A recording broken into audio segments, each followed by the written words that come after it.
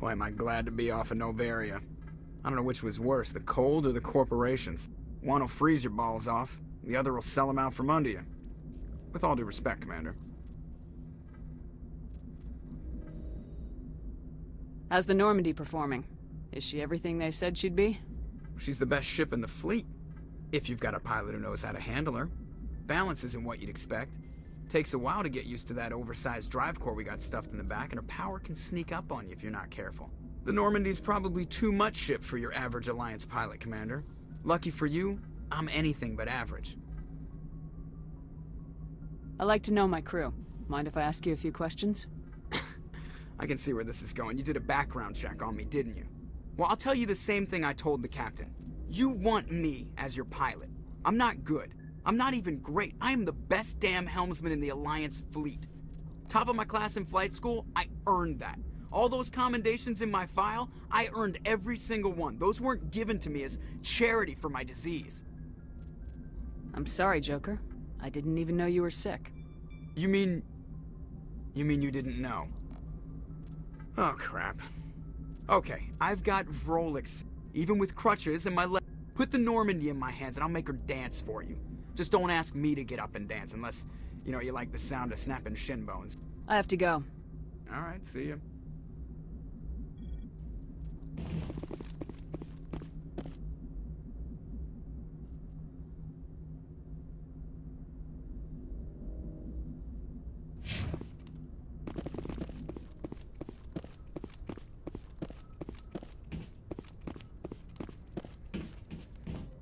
Yes, Commander? Carry on, Presley. Yes, ma'am.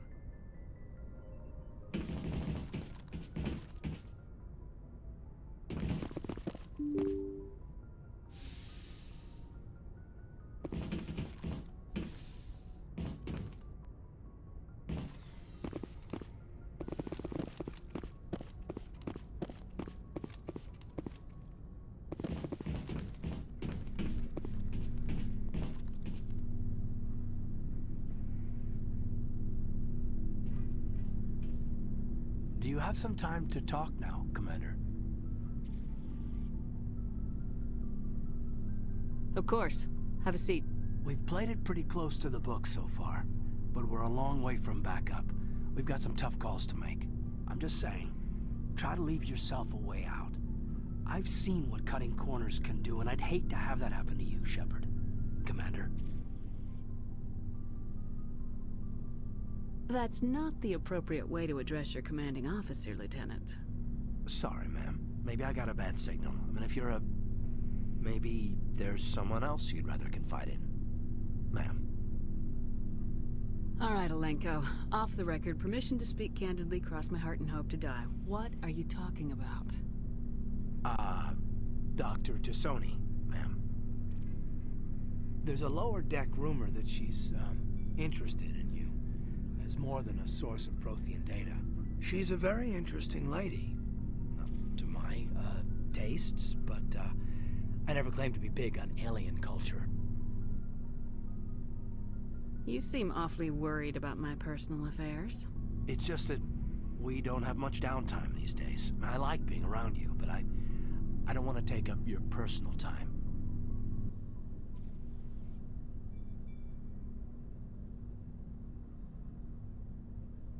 Look, you didn't want to talk about Liara, did you? What's your real issue?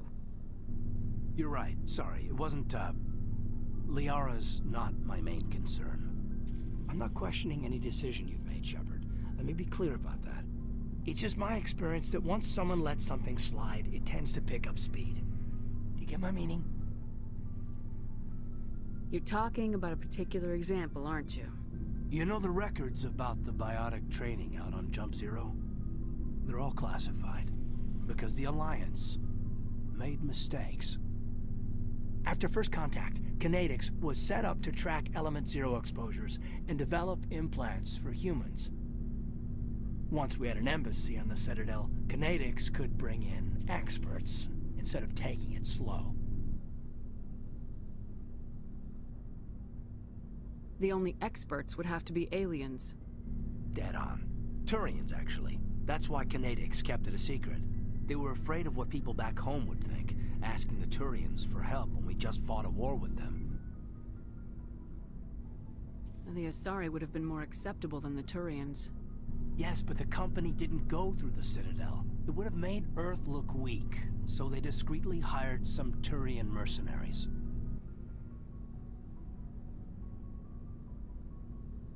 Is there some reason we couldn't learn it on our own? They didn't know where to start. Hell, it took a couple of years to even link biotics and Ezo. Forget trying to get the kids to move stuff. They had trouble just helping them not break their own limbs. And their choice of teachers didn't help much. I'm sure Codex did what they thought was best. It wasn't best for us. They brought in an ex-military Turian named Commander Vernus. To introduce himself, he liked to say, "I was at the helm of the dreadnought that killed your father." When I told him my dad wasn't in the war, he'd retired to Vancouver. My family had an inland home that matured to new beachfront. Vernus had it in for me after that. He cut corners, pushed hard. I mean, you either came out a Superman or a wreck. A lot of kids snapped. A few died. The point of all of this, I guess, is that when you cut corners, it's not always obvious who pays for it. So why are you telling me this? Is there something I can do to help you get over it? I'm 32, Shepard. You don't serve as long as I have without coming to terms with yourself. You also learn that if someone is special to you, you help them. Try to keep them from making mistakes. Special, huh? If I'm out of line, just say the word. You're not out of line, Caden. But there are regs. I get you, Shepard. I don't make a habit of complicating the chain of command.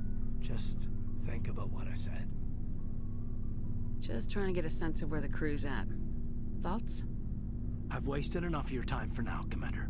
We'll have time for personal debriefings later. What's your opinion on the last mission? Killing Saren's, what was Benezia anyway? Second in command? Advisor? Anyway, it should set him back a bit. I'm sure Dr. Dasoni's hurting, though. Poor kid. Any opinion on the Rachni? Off the record? If we had the option, I'd as soon have left it to the Council. We weren't out here during the Rachni War. I'm not sure we have any business getting involved. Just trying to get a sense of where the crew's I've wasted enough of your time for now, Commander. We'll have time for personal debriefings later. What's your opinion on the last mission? Killing... I'm sure Dr. Dasoni's hurting, What's your though. opinion on the last... Killing... I'm sure Dr. Dasoni's hurting, though. Poor kid. We'll talk later, Caden. I'd like that.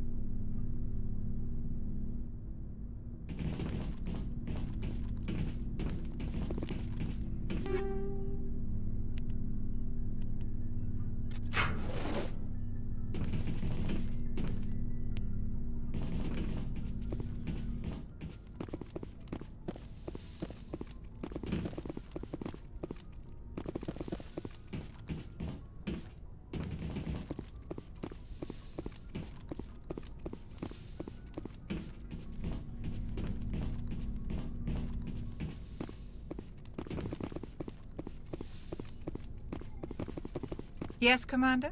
Is there something you need? I should go. Goodbye, Commander.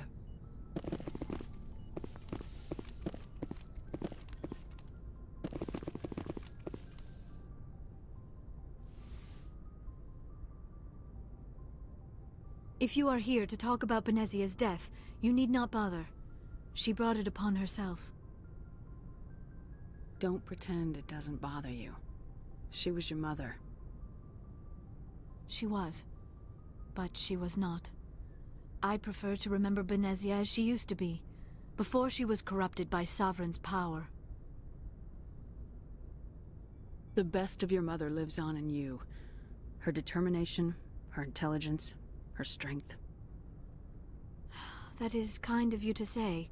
I appreciate your concern, but I am fine. Benezia chose her path, just as I have chosen mine. I am with you until the end, Shepard. Do you know why Benezia joined up with Saren? Benezia was swept up in events beyond her control, and lost herself. She fell under the spell of indoctrination and became part of the very thing she wanted to stop. But I will remember and honor how she lived, not how she died. My mother was strong, kind, and beautiful. And now she is gone. Are you gonna be okay? You are kind to ask, Shepard. I do miss her, and I grieve for what happened to her. But I will not let my grief interfere with what we are trying to accomplish. I'd like to know more about the Asari. We were the first species. My people believe we are all part. Although we seek to understand other species, it seems few of them seek to understand us. The galaxy is filled with rumors and misinformation about my people. Like what? Most of the inaccuracies are centered around our mating rituals. We still require a partner to reproduce. This second parent, however, may be of any species and any gender. I should go. Goodbye, Shepard.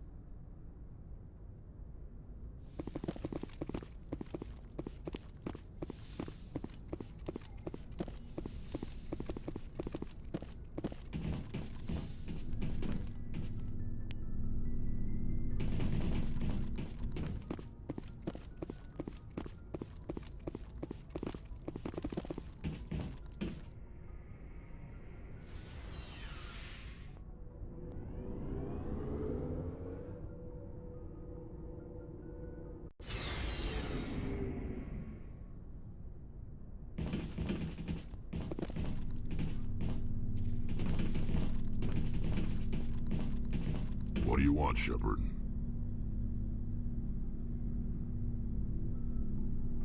Why did you become a mercenary? Lots of reasons. Such as? Such as, I needed to get out of our system. I needed to eat. I needed to survive. Why not stay and help your people? I tried to help. That's why I had to leave. What happened? I was betrayed. I was head of a small tribe. We were trying to restore order after the war, but the other tribes were against us. They followed Jared, one of the few warlords who survived the war with the Turians. But he was old, and so were his ideas. He wanted to continue the war. He wanted us to fight. Turians, Salarians, each other. It didn't matter who, as long as we were fighting. What did you want? I just wanted Jared to shut up, to stop his ranting. I wanted him to stop leading the tribes astray. But he couldn't understand how much things had changed. We didn't have the numbers to go to war. Even if we did, the genophage made sure we couldn't replenish our numbers fast enough. I told them all to forget about war.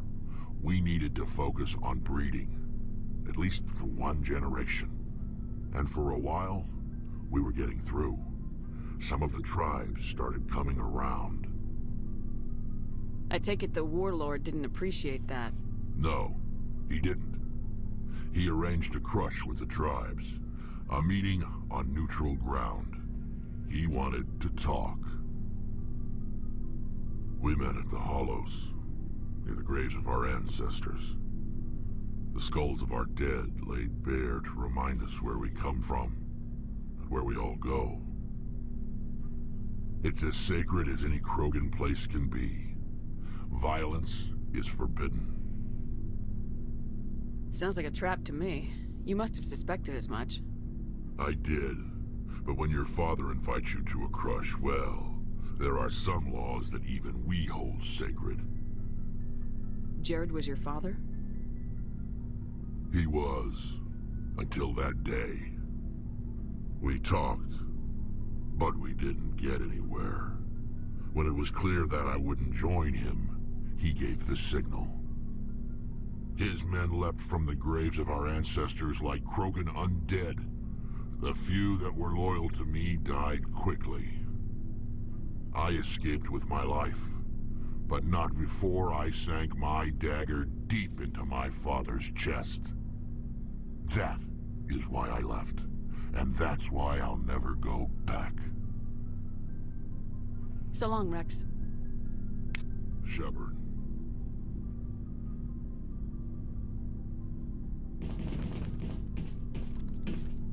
Commander? What's your opinion of the last mission? You mean the Rachni, right? They were dangerous, Commander. They proved that 2,000 years ago. I think it was a mistake to let them go. But that wasn't my call to make. It was yours. You know, you really should talk to T'Soni about her mom. She has to be hurting. Just saying, Commander. Do you have a few minutes to talk? One-on-one? Sure. I was just watching some mail from home. Oh, before I go, we saw Caden in a news vid about the Normandy. He's cute. Later, sis. Let's pretend this never happened. The damage is done, Williams. Oh, shoot me now. One of my sisters. That's Sarah, the youngest. What's up? You didn't come by to eavesdrop on family mail. Your family seems to be important to you. Yeah, we've always been close. Me and my sisters especially. With Dad on duty so much, I had to help Mom raise them. Did your father serve with the fleet? Yeah, took any crap posting he could get that offered space time. You know what? He worked his ass off trying to get recognized, but he never made it above serviceman 3rd class. He was real proud when I made Chief. First thing he did was salute. What about your mother? You haven't mentioned her. You must know what military wives are like. Strong because they have to be, able to raise kids while Dad's away on a 6-month cruise. She has a degree in planetary geology. She and Dad both wanted to see new worlds. She gave up her career to raise us, though. You have more than one sister? Sounds like a big family. Yeah, I'm the oldest, then Abby, then Lynn. Sarah's the youngest. She's still in high school. With 4 girls, Dad used to say he felt more outnumbered at home than on maneuvers. Where did you grow up? All over. Same as you, I expect. We transferred a half a dozen times before I finished grade school. You go where personnel command sends you, right? I guess that's why I'm so tight with my sisters. We'd have to leave all our friends every 2 or 3 years. I was an only child, but I get the idea. At least one of my parents was always on duty. Yeah, military families, eh? With schedules like that, it's a wonder we ever have kids anymore. Things were tense between Sarah and me for a while. Then we bonded. Sounds like a story. Feel like sharing? Sarah got herself a boyfriend who wanted to go faster than she did, Mike. I didn't think he was a bad kid, just pushy. Lynn would send me these worried vid mails, and I'd tell her to relax. Where were you when this was going on? I was on active duty. Sarah's graduating high school this year. This was only a couple of years back. They were on Amaterasu. At the time, I was assigned to Chernobog. Same cluster, but a dozen Hellwire away. Close enough to talk regularly, too far to make it back in an emergency. I couldn't afford a fast packet flight. If he really liked her, he wouldn't be pushy. Yeah, of course. If he didn't ask at all, I'd wonder if he thought Sarah was ugly. Damned if you do, damned if you don't. Mike thought they'd go for a romantic walk in the woods, 'cause he figured it was past time they did the deed. She levered Mike face first into a tree and left. Didn't have a scratch on her. Good thing Mom and Dad had us all learn some kind of self-defense. I took emergency leave and walked Sarah to school for a few days. Did anything happen while you were home? My last day out, Mike was waiting for us. Sarah had told her friends, so everyone at school knew what he did. He wasn't happy. I wanted to snap him in half, but Sarah gave me this look, this let me handle it, I need to do this alone look.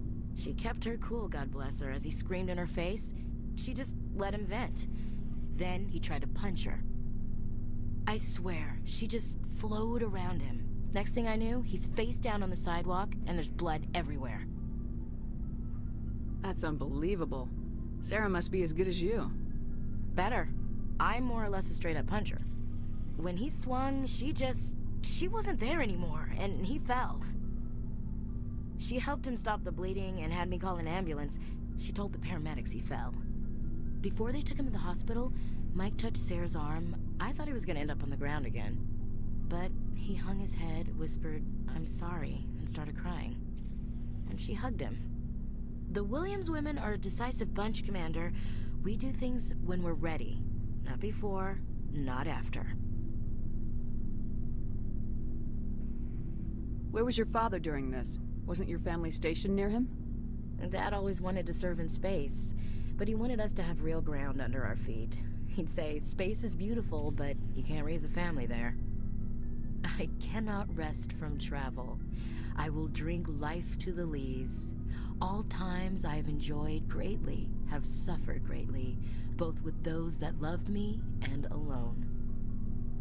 For always roaming with a hungry heart, much have I seen and known, cities of men and manners, climates, councils, governments.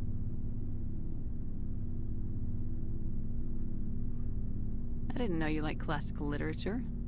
Ulysses was my dad's favorite poem. Every time he shipped out, he recorded me reading it. He had a dozen versions when he retired. Does he still like it? I sure hope so. I read it to his grave every time I go home. Dad passed on a few years back. He's probably still watching, though.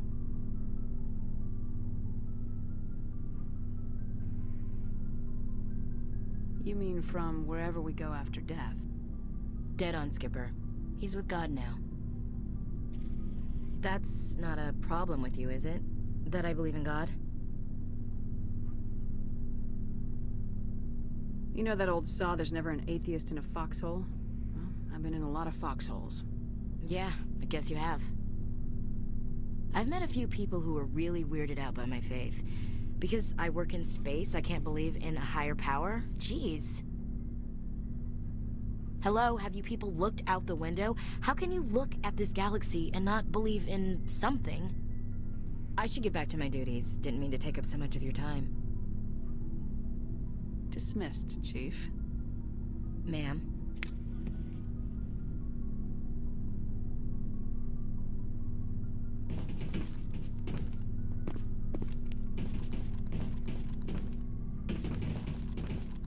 Commander, good to see you. You've been with C-Sec a while. Have you seen much action? Well, not as much as you, but yeah, I've seen some interesting things. I bet you have. Anything in particular that stands out? I remember this Salarian geneticist I was sent to investigate. That case was a bit disturbing. What happened? Why were you investigating him? I was tasked with tracking black market trade on the Citadel. Most of it harmless, nothing I needed to pursue. But during the course of my investigation, I noticed an increase in the trade of body parts, organs mostly. We usually get a few of those, but not the numbers I was seeing. We weren't sure if there was a new black market lab or if some freak was harvesting organs from citizens. So what was it? Both, actually. But it took us a while to figure that out. So how did you figure out what was happening? First, we got a hold of a sample and ran DNA tests. The weird thing was, the match led us to a Turian who was still alive and was very convinced he'd never lost his liver. After a bit of digging, I discovered this Turian worked briefly for Dr. Saleon, the geneticist. So I went to his lab hoping to find evidence of cloned organ development, but there was nothing. No Salarian hearts, no Turian livers, not one Krogan testicle. You're kidding, right? Why would anyone want Krogan testicles? Some Krogan believe that testicle transplants can increase their virility, counteract the effects of the genophage. It doesn't work, but that doesn't stop them from buying. They'll pay up to 10,000 credits each. That's 40,000 for a full set. Somebody's making a killing out there.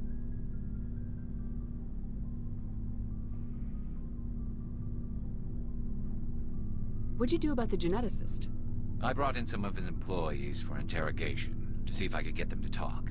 While I was interviewing one of them, I came across something suspicious. Yeah? Go on. One of my detainees started bleeding profusely during the interview.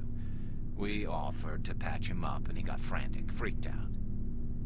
I ordered a full exam to find out what was going on. Our medics found incisions all over his body, some of them fresh. That was our big break. These people weren't just Dr. Saleon's employees.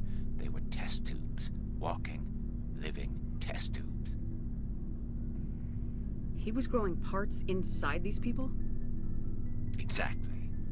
He cloned their organs right inside their own bodies. Then he harvested them and sold them off. Most of the victims were poor. He'd pay them each a small percentage of the sales, but only if the organs were good. Sometimes an organ wouldn't grow properly, so he'd just leave it in them. Most of them were a mess, but only on the inside, hidden so nobody could see it. I hope he got what he deserved. That's the worst part. We never caught him. Why not? What the hell happened? He ran, blew his lab, grabbed some of his employees, and headed for the nearest space dock. By the time I found out, his ship was already leaving. He threatened to kill his hostages if we tried to stop him. But you went after him anyway, right? I ordered Citadel Defense to shoot him down, but CSEC headquarters countermanded my order. They were worried about the hostages, worried about civilian casualties if the ship was destroyed so close to the Citadel. I told them those hostages were dead anyway. He just used them to make more organs, but they wouldn't listen. Well, you can't get them all.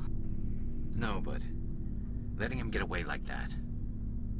All they had to do was disable that ship, stop him from running. Maybe the hostages die, maybe they don't, but at least we stopped the bastard responsible for it all.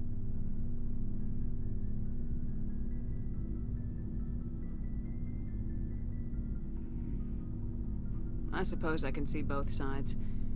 But what's done is done. I suppose. Can't waste too much time worrying about it now. Just wish I could have stopped him. That's all. Do you have any idea what happened to Dr. Saleon? I sent out feelers from time to time, hoping to find something. I thought I'd found him a while back. He changed ships and changed his name to Dr. Hart, his idea of a joke, I guess. I told the military, but they weren't convinced it was him. I got the transponder frequency for his new ship, but I just can't get anyone to check it out. I'll check out the coordinates when I get a chance. I was hoping you'd say that. But Commander, take me with you when you go. If it's Saleon, I want to be there when you find him.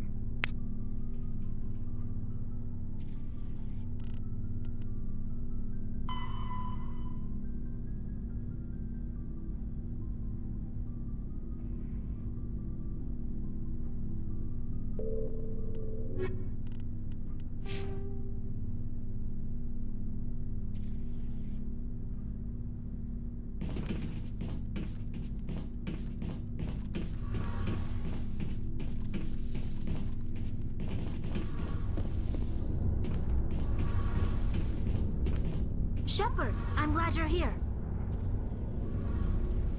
Good to see you smiling again, so to speak. I'm sleeping much better now. I guess I'm getting used to how quiet your ship is. I still think a lot about my pilgrimage, though. I know Theron's our top priority, but with all the worlds we go to, I was hoping to find something to bring back to the flotilla. What are you hoping to find? Usually, people bring back something like a derelict ship we can use for salvage. But I need something bigger. There's a lot expected of me. What's so special about you? It's my father. He's the senior member of the Admiralty Board. He's one of only 5 people who can overrule the decisions of the Conclave for the good of the migrant fleet. My father is responsible for the lives of 17 million people. Our entire race is in his hands, and I'm his only child. That must be tough on you. My people place a high value on family and ancestry. There's an unspoken expectation that I'll live up to my father's example. Everyone's waiting for me to do something great on my pilgrimage. Something that will forever change our lives for the better. If I don't, it's like I failed, and that reflects badly on both me and my father.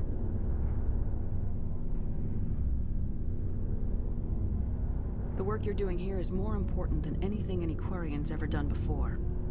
Yes, I know. But you have to understand Quarian culture. We're a very insular society. The events beyond the flotilla don't much matter to the average citizen. Our greatest dream is that one day we'll return to our homeworld and drive out the Geth. But even if we stop Saren, that's not going to happen. There's still millions of Geth behind the veil. Until they're gone, our exile will continue. What would you need to bring back to make everyone happy? Something that would help us better understand the Geth. They've changed significantly since the exile. They've continued to evolve. We've done our best to study them, but it's not easy. They're very reclusive. Until recently, they never went beyond the borders of the Veil. And all the Geth we run into now are under Saren's control. We'd need to find Geth operating on their own, independently. But I don't want this to get in the way of our mission, Shepard. First, we stop Saren. Then I'll worry about my own problems. What was your father like? It wasn't easy growing up as the daughter of one of the Admiralty. Even before he joined the board, he was a prominent figure. People looked to him for leadership. He had to set an example, and he expected the same of his daughter. Plus, he was pretty strict, a military man through and through. He never allowed me to settle for anything less than excellence. As a kid, I sometimes felt like he was pushing me too hard. But now, I'm old enough to appreciate what he taught me. The world doesn't owe us anything. If we want something in life, we have to earn it. Sounds like a tough upbringing. You don't resent your father at all? Like I said, it wasn't easy. My father's not the kind of person you bond with. And he wasn't around all that much. Too busy. People counted on him, and he took his duties seriously. Even when he was around, he always seemed a bit distant. Like his mind was always somewhere else. Come to think of it, I can't ever remember seeing him smile. Not once. It's like he was always weighed down by all that responsibility. I mean, I know he cares about me, but he never really showed it. Not in the usual way. I guess the best thing I can say about my father is that I respect him. Where was your mother in all this? Mother was around, but she always seemed to kind of blend into the background. Almost like she was overshadowed by my father. He tends to do that to people. She passed on about 5 years ago. Some airborne virus that swept through the fleet. Happens sometimes when the filters start to break down. I think my father took it pretty hard. After she was gone, he became even more focused on his work. I think that was his way of dealing with the grief. I want to talk about something else. Like what?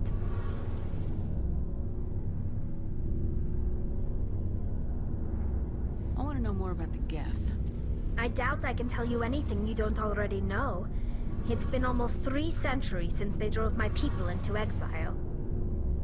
All I know is the story of their origins. What they were when we created them, and how they turned on us. Interesting. The Geth were originally created to serve as an automated manual labor force. Initially, their intelligence was as limited as any VI.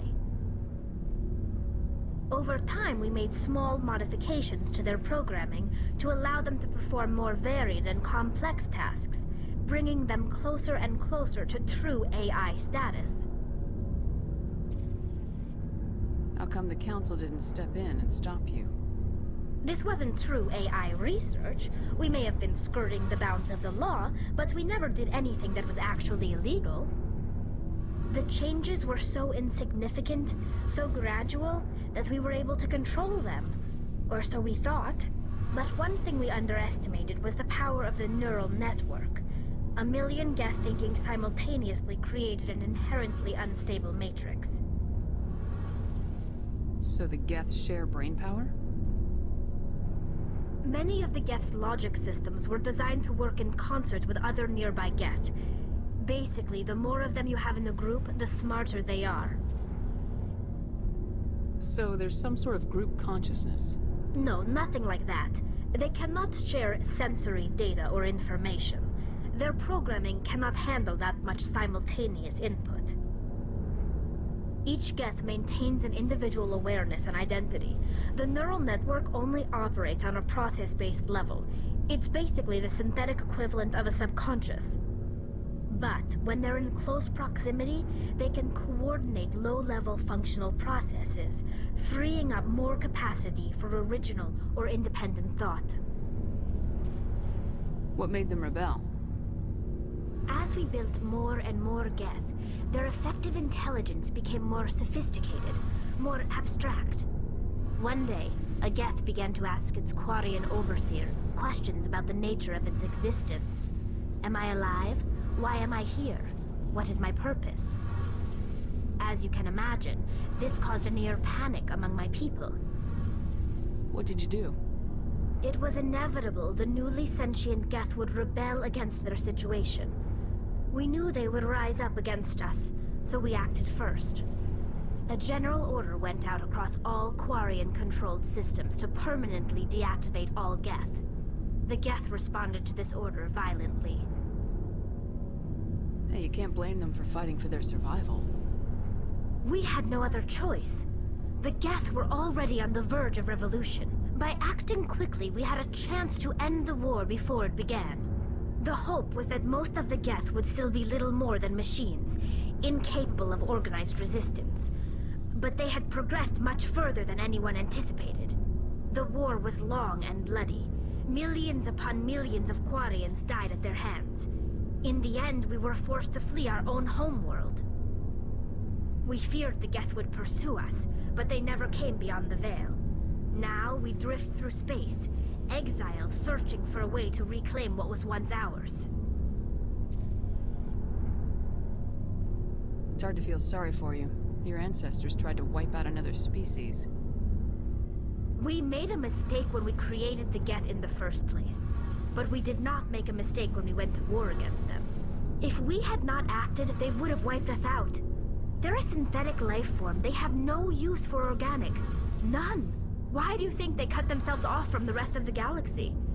Why do you think they've killed every organic being who's ever tried to contact them?